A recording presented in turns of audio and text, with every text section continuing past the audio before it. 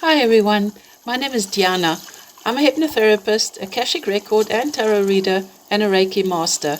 Today I would like to talk about animal souls and also my personal experience of the spirit world.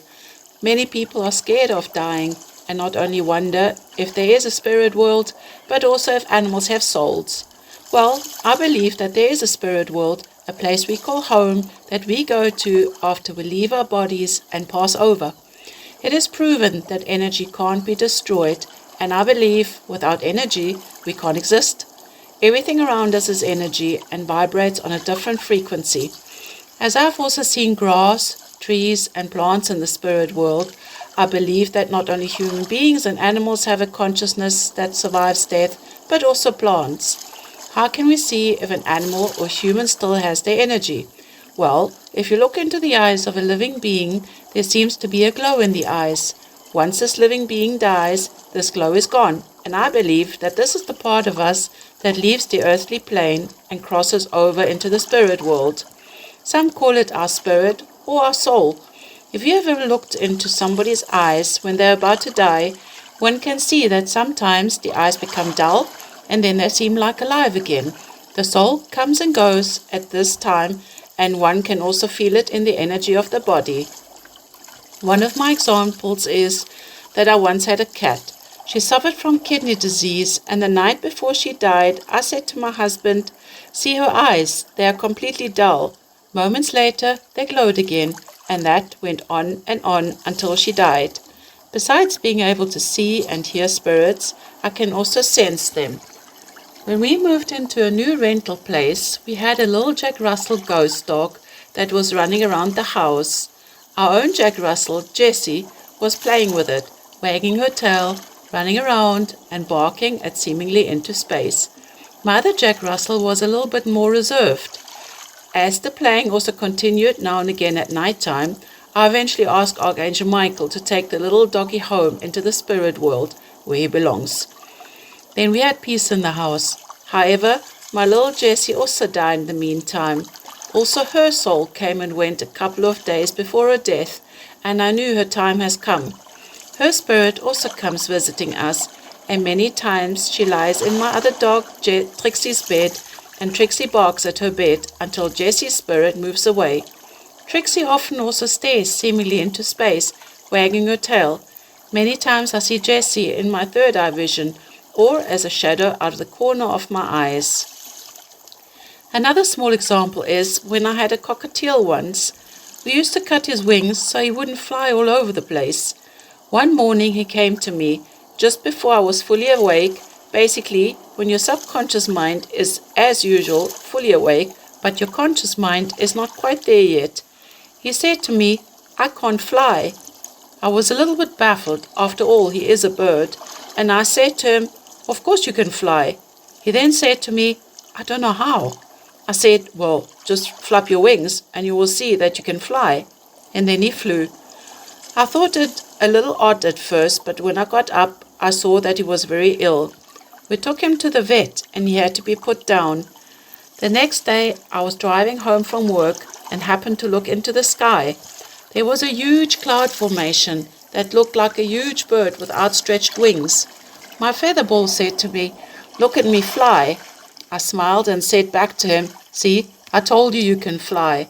How did we communicate? Well, telepathically, as one communicates in the spirit world. Now I want to tell you another story about my horse and my own trip to the spirit world.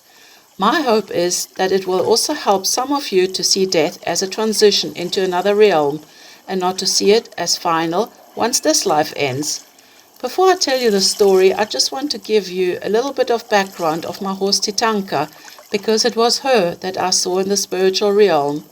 I always wanted to do horse riding, and I finally had the courage when I was in my mid-20s.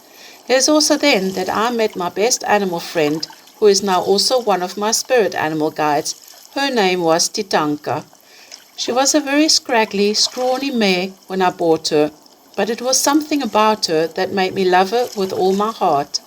After lots of loving care and spending loads of time with her, she became a very beautiful and strong horse that followed me around at the stable yard, even without a halter, which always amused me and surprised the grooms.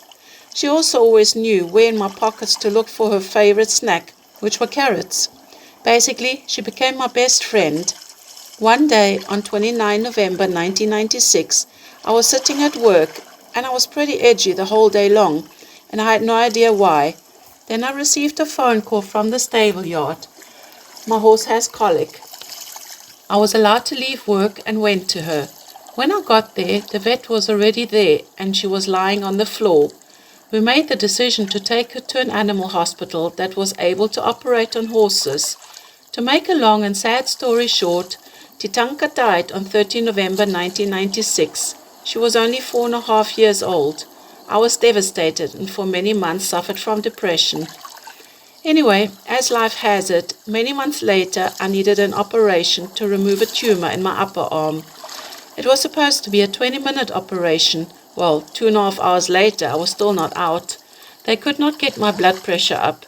Meanwhile, I was having the time of my life, floating around outside of my body, and here's that story. I realized I was tumbling along a so-called tunnel at quite a speed. At first, I was scared and had of course no idea what was happening. All of a sudden, and a split second after feeling scared and confused, I felt this great force coming towards me. It was a feeling of pure love, a love that is so great I cannot explain it in human terms. Yes, we love our husbands, our wives, our kids, parents, and the list goes on. But the love I felt out there is so much greater, and as said, nothing can describe it, nor can one compare it to anything here on earth. All of a sudden, in the distance, I saw a light so bright, much brighter than the sun. First I thought, geez, I'm going to go blind, and tried to look away. But after looking again, I realized that instead of being blinding, it was pulling me closer and closer, and gently coaxing me to come nearer. It was also warm and loving. This light became bigger and bigger.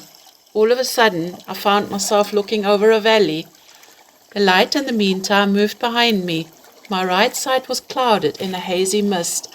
I suppose it was blocked off for me not to see what lies beyond. The valley was so beautiful and full of grass and grazing horses. On the left side was a waterfall falling into a river. I've never seen such beautiful colors. Everything is so much more intense. For instance, the green is so much greener. The sky is so much bluer. I hope you understand what I'm trying to say. Anyway, here I am looking over this valley, and somehow I knew Titanka was there. But the first horse that actually came to greet me was Rainchild. Rainchild was a horse that died in my arms, also because of colic. I said to her, I need to see Titanka. Where's Titanka? I whistled the way I always whistled when I called her, and there she came, running towards me. Probably you wonder now, how could I talk or whistle?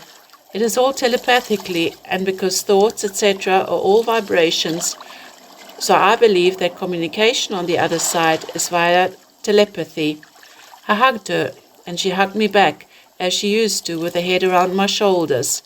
I cannot describe the joy and love and all things nice that I felt during that time. I had no intention of going back. Nothing mattered anymore. I wanted to climb onto her back, but she kept on pushing me away with her head, always making sure I stay in the light. I then made a more serious attempt, and she gave me one big shove back into the light. Then everything went dark again, and once again I felt myself back in my body. It was actually quite weird. It is like a jolt when one comes back into the body. After the nurses stabilized my blood pressure and so on, I felt a great sadness, realizing of what had just happened, and realizing that I'm back again in my body. It is quite a weird feeling. For many months I thought about this experience, and realizing that it wasn't my time to go, and that I had a lot of work ahead of me, and then I started telling people about it. And because of that, I thought of putting it on YouTube in the hope that I can help people that are afraid of the afterlife. This is not the first out-of-body experience that I had, but it was the most powerful one.